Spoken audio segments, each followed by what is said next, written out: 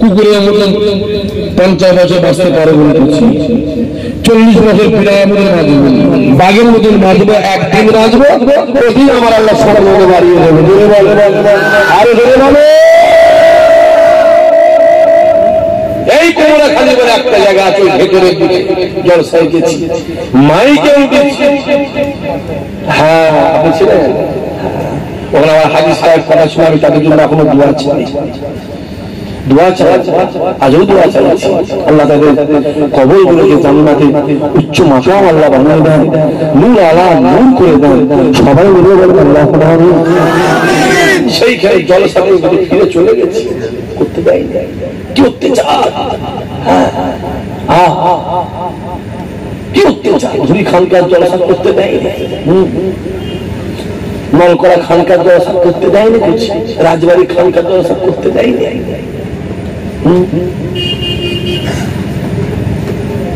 আর আমরা যে জায়গায় সে জায়গায় সারা জীবন থাকবো।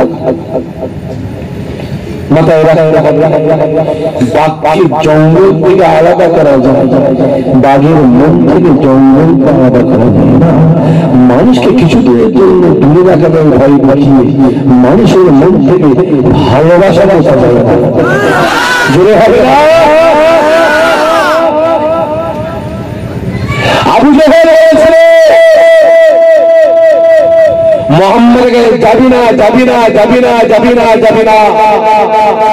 যত যেতে মানা করেছিল মানুষ তত বেশি আমার নবীর কাছে হাজির হয়েছিল। যত বলে ফুরফুরাই যাবি না, ফুরফুরাই যাবি না, ওই হুজুরের বাড়ি যাবি না, ওই হুজুরের বাড়ি যাবি না, ওই হুজুরকে জলসায় আনবি না, ওই হুজুরের জলসায় যাবি না। যত যেতে মানা করে খোদার কসম মানুষ তত বেশি হাজির হয়। এখনো জোর গলায় বলে যাচ্ছে, কিছু কটা ছেলে আছে, কথা বলুন, একটা কথা বলুন। এখন যেখানে যেখানে ছেলে আছে, বাপ আছে, চাচা আছে, আমার ফুরফুরায় গেলে আমার আব্বা হলুদ কাছে যাই না, যাই কথা বলে আমি জানি, সব মুখগুলোকে চিনি। পরশুদিন জলসের পর 6 বছরের পরে ওই গোটা খালি বাবাজি এই 6 বছর বসে শুরু করছি। এখানে একটা জানেন আল্লাহ তার মাথায় খোদা বলে ফেলেছে, আর 2-3টে জালে আছে, আল্লাহ তাদের বিচার করবে না, করবে সময় অপেক্ষা করে কাউকে বলি বলেছি তোদের জন্য বলি বলে আমার বাড়ি ভারী, আমার বাড়িতে জানেন না আমার বাড়িতে মেহমান মিলেছে, আমার মানে কেস দিয়েছে, 16টা কেস দিয়েছে, মারাই কেসে আসামি করেছে, আমাকে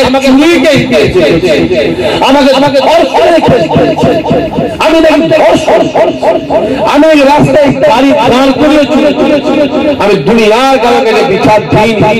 আগের বছর আল্লাহর কাবায় গিয়ে কাবাকে জড়িয়ে ধরে কেঁদে কেঁদে বলে আল্লাহ বিচার তুমি করো, আমি এদিকে যাবি আমার আল্লাহ অবশ্যই কি ভাবছো, কি অত্যাচার করছি, সমাজের উপরে জুলুম করছি, হ্যাঁ অত্যাচার করছি, জুলুম করছি। হক কথা বললেই দোষ, রাস্তায় গেলে হক কথা বলবে আপনার দুশমন থাকবে।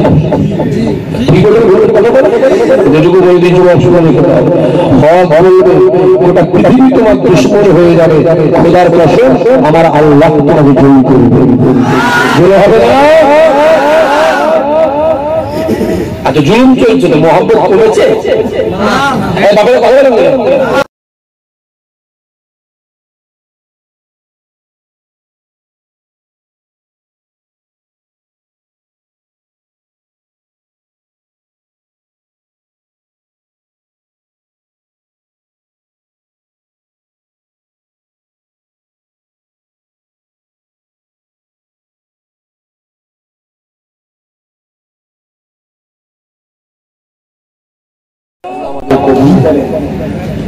আল্লাহ আমাদের দিলে বলে অন্তরে রাসূলুল্লাহর মহব্বত আল্লাহ বাড়িয়ে দেয়। আল্লাহ আমাদের দূরে মনে অন্তরে দাদা হুজুর আওলাদদের মহব্বত আল্লাহ বাড়িয়ে দেন। চিৎকার দিয়ে বলেন আল্লাহুম্মা আমিন।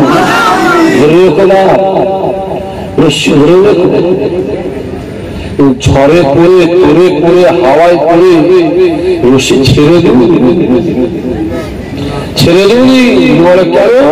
এই দাড়িটা রেখেছো, এই টুপিটা রেখেছো, পাঞ্জাবিটা পরেছো, এই জলসাটা করেছো, মসজিদটা পেয়েছো, মাদ্রাসাটা পেয়েছো, লা ইলাহা ইল্লাল্লাহ মুহাম্মাদুর রাসূলুল্লাহ পেয়েছো, নবী পেয়েছো, আল্লাহ পেয়েছো। এটা অন্য কারো বাবার অবদান নয়, এটা আমার দাদা হুজুরের অবদান। হিন্দুস্তানের মানুষ খাজা গরিবে নওয়াজের হাতে হাত দিয়ে 92 লক্ষ কাফের ইমাম কালেমা পড়েছিলেন, আর দাদা হুজুরের হাতে হাত দিয়ে 67 লক্ষ কাফের ইমাম কালেমা পড়েছিলেন। বেশি অহংকার করুন। আল্লাহর বিচার আছে না নয়? আছে না নয়? সময় অপেক্ষা করে। হ্যাঁ, আবু জেহেল যখন রাসূলুল্লাহ অত্যাচার শুরু করলে আল্লাহ তো বুঝতে পারতো, আল্লাহ থাকতো এই আবু জেহেল মরে যায়। এইটাই অত্যাচার শুরু করলো, মরে যায়। আল্লাহ পারতো না? পারতো। মেরেছিল কি? মারে সুযোগ দিয়ে কত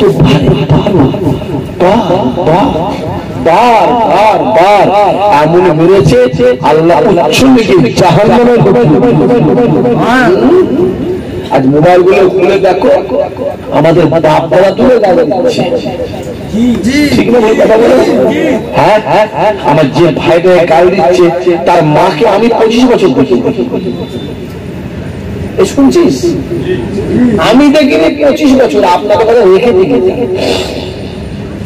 যাও কালকে সকালবেলা তোমাদের বাড়ি তোমার মা বা বোনকে পাঠাও, দেখতে পাবে। কারণ সে তো বছরের মধ্যে 3 মাস তো কাবা শুনতে থাকে।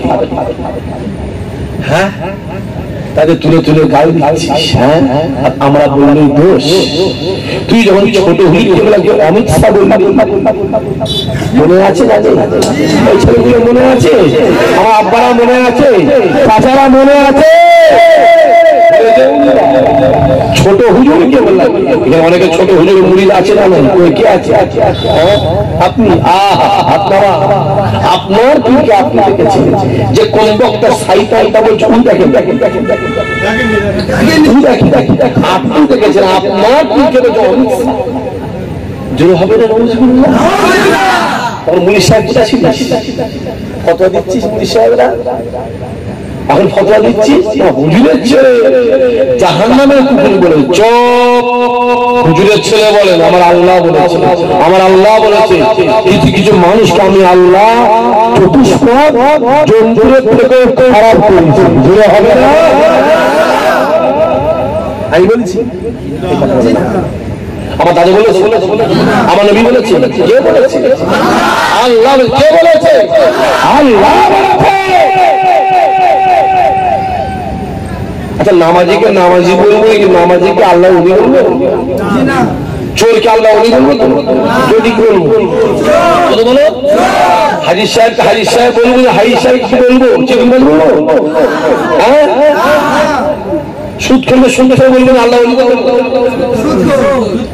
সুদ করকে সুদ করে বলবো না আল্লাহ ওলি বলবো?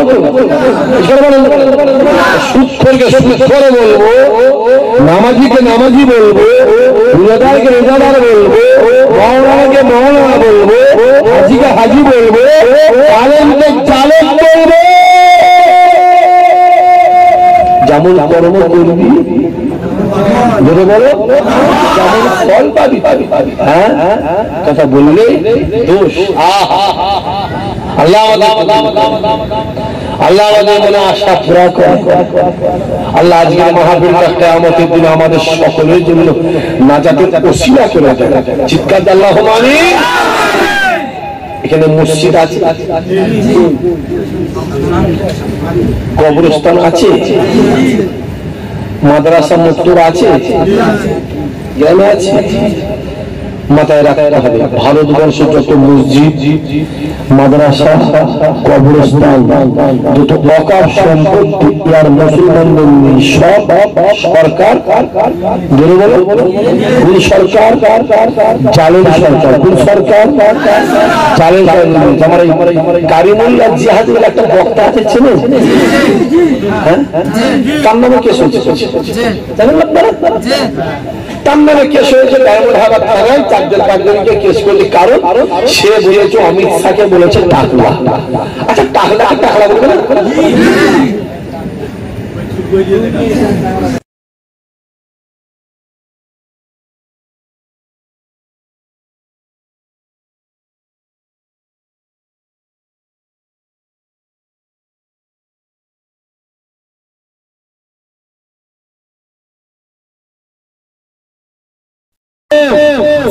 মাদ্রাসা আছে মসজিদ আছে যত কবরস্থান আছে যত ওয়াকফ সম্পত্তি আছে এটার মুসলমানের হাতে নেই সরকারের হাতে সরকার গ্রাস করে নিয়েছে মসজিদ আপনার গ্রামে আপনি ইমামের মাইনে দেন মসজিদ আপনার আপনি মুতাওয়াল্লি মসজিদ আপনার